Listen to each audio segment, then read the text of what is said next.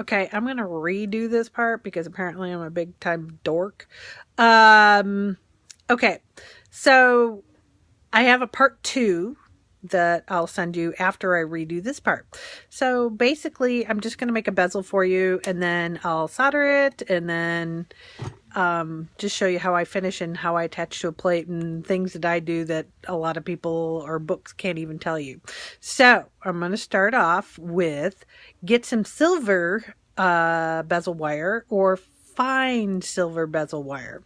You don't want to try to do it with brass. I think it's going to be too hard to push over the stone. Anytime I've made a bezel out of brass, I'm like, why didn't I just use silver?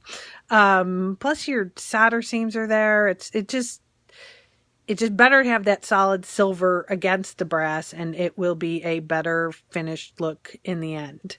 You can always oxidize it and have it be kind of darkened, and you won't really notice it anyway.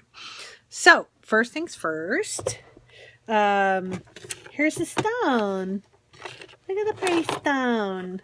Okay, it's like 9 by 12 or something. I made this nice little bezel for it already, but I'm going to do it again.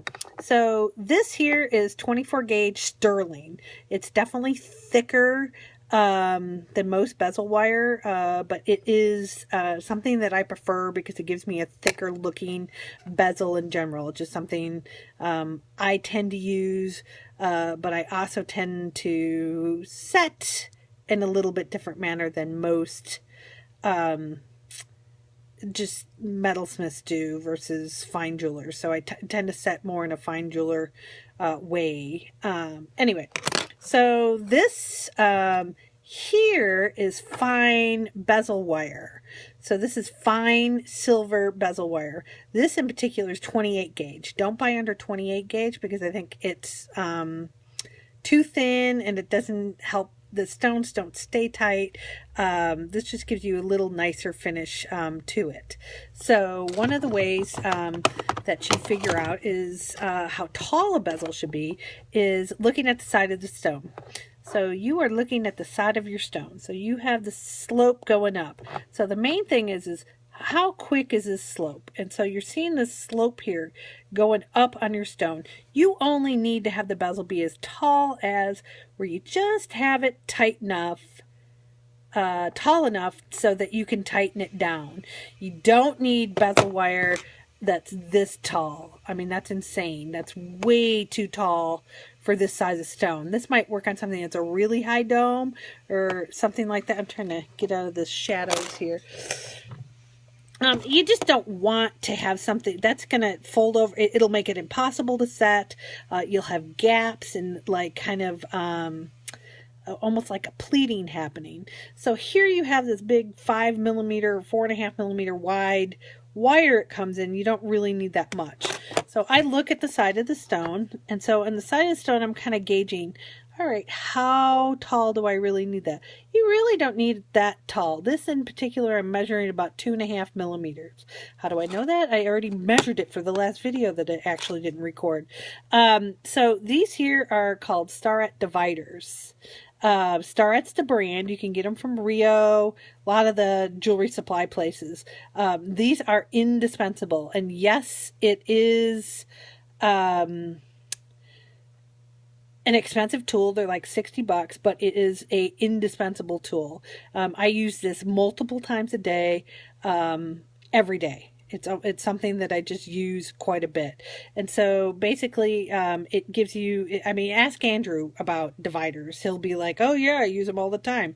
So it's just one of those things that, when you're starting to kind of measure things and want to get straight lines, and it's just an easy way to transfer something too. So I really only need this 2.5 millimeters for this stone here in particular. That's where I'm at. Now, I don't know your stone in particular. This is 9 by 12. Yours is similar size.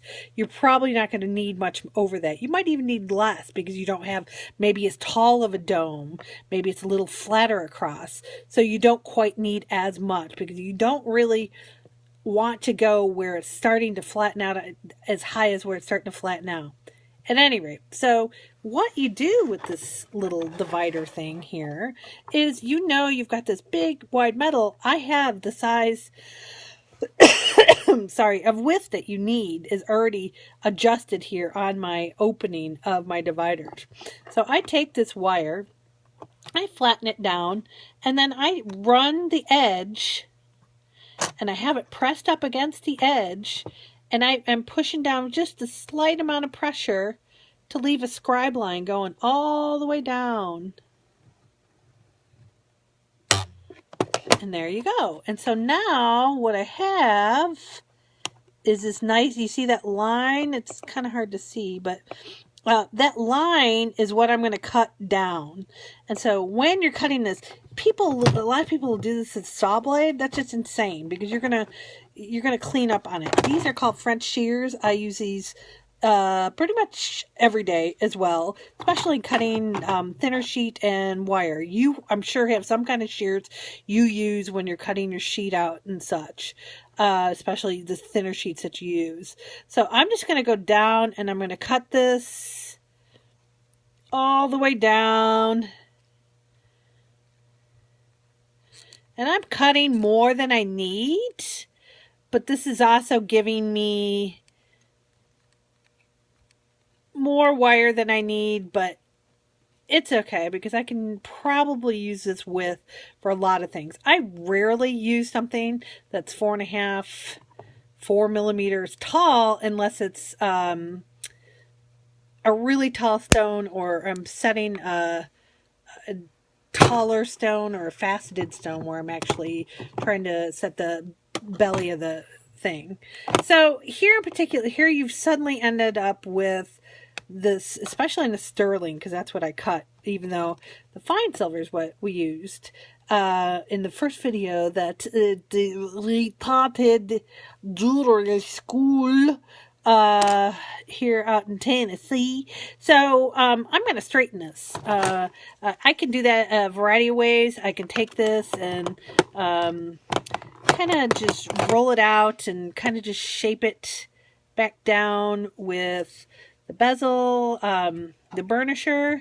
It's just one easy way to kind of straighten it out. It's just something that's like, how do you do that? What do you do with something that curls all up? I don't know what to do. So you can kind of just make it go the other direction, and it usually straightens out enough to where you can use it. So from here, what you're doing now is going ahead and you're going to make a bezel for it. So I'm going to grab a different stone out because I've already made a bezel for this other one. So I'm going to go ahead and grab another one out. I'm going to actually use my fine silver bezel wire for this one in particular. So what I do is I am grabbing the stone kind of from both sides like this. I'm holding the wire in there, and if you're using the fine silver, it's going to wrap around real easy. And I'm just wrapping it all the way around. I'm getting to the end where you have kind of this. I'm going to tuck that in with either the burnisher or some kind of scribe, something in there, and then I'm going to wrap that around here. So you're actually doing it like where you're using like almost like it as a little tape measure. Then you have the join of where they overlap. So you've got the one part of the bezel that's tucked on the inside, and then you have the long piece on the outside. I'm going to scribe down there where about those two join. Always favor in the kind of, you know, you can always trim again. So just favor a little bit towards making sure you don't cut it too short. So then I'm going to come back in here on my line, and I'm going to cut just on the other side of it.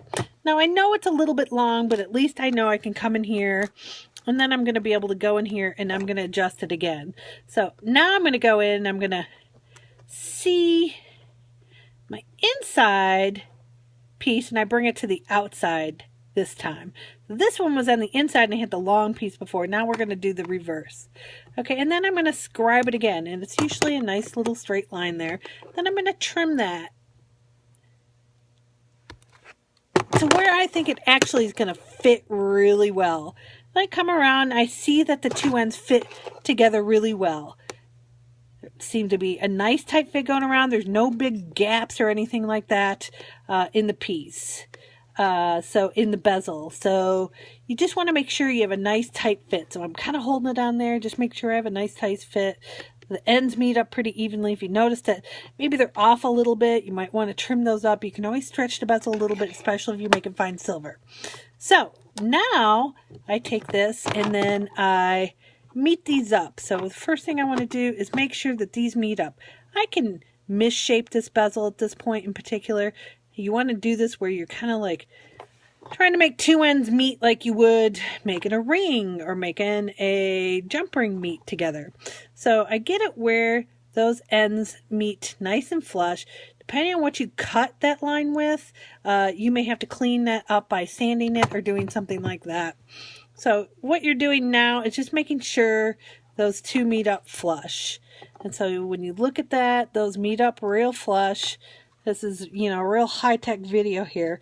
So that meets up nice and flush. It doesn't have to be the perfect shape of the stone anymore because we're going to get ready to solder that. So this ends part 1 of Retarded Jewelry School. And hopefully you learned how to do this preparation for the bezel. I'm going to send you this and then part 2, and then we'll move to part 3 where we solder it on the back plate.